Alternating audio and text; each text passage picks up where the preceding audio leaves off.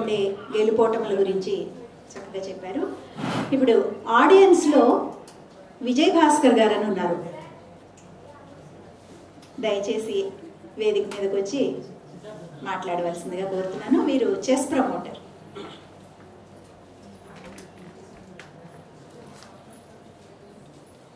వేదిక పైన ఉన్నటువంటి పెద్దలందరికీ నమస్కారం సార్.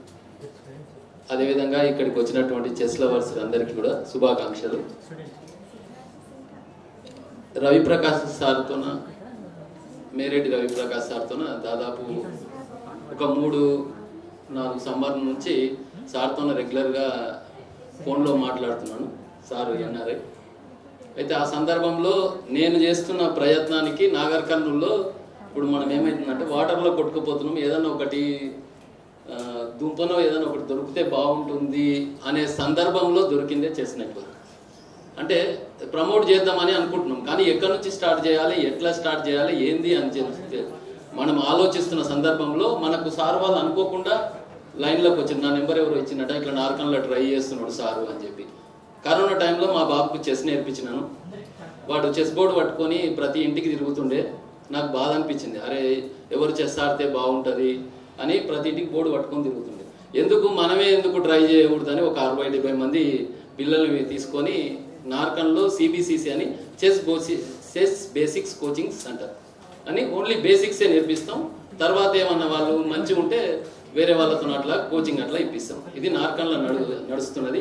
ఆ సందర్భంలో రవిప్రకాష్ సార్, మేరెడ్డి రవిప్రకాష్ గారు ఇంటరాక్ట్ అయినప్పుడు నేను చెప్పినాను, నా సైడ్కి వెళ్ళి ఫుల్ సపోర్ట్ ఇస్తాను సార్. అదేవిధంగా సుధీర్ సార్తో కూడా మాట్లాడడం జరిగింది.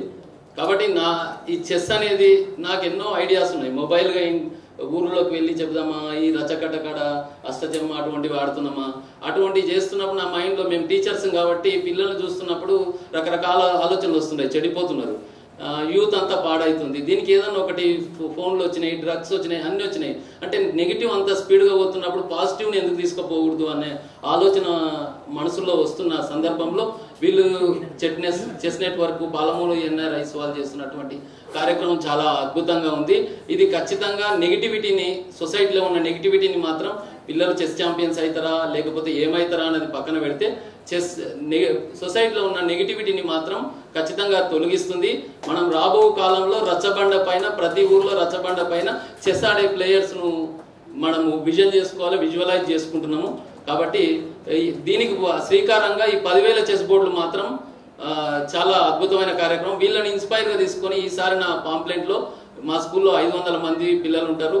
ఆ పిల్లలందరికీ 500 మందికి చెస్ నేర్పిస్తానని మా టీచర్స్ అందరూ ప్రతిజ్ఞ చేయాలి. అంటే ఒకటి కార్యక్రమం డిజైన్ చేసుకోవడం కాదు, దానికి కావాల్సినటువంటి వాలంటీర్స్ రావాలి. ఎంత వాలంటీర్స్ ఎక్కువ వర్క్ చేస్తే ఈ పైన ఉన్నటువంటి టీంకి అంత ఈజీ అవుతుంది. కాబట్టి ఫ్రెండ్స్, టీచర్స్ ఇక్కడ ఎవరన్నా ఉంటే మనం తలుచుకుంటే కాందంటూ లేదు. ఎందుకంటే దాదాపు 2 లక్షల 3 లక్షల మంది మనం ఉన్నాం. 2 లక్షల 3 లక్షల మంది టీచర్లు ఏం చేయగలుగుతారు అనేది చూపించవచ్చు. కాబట్టి వాలంటీర్స్ ఎక్కువ తయారు కావాలి. వాలంటీర్స్ వల్లనే ఇది జరుగుతుంది.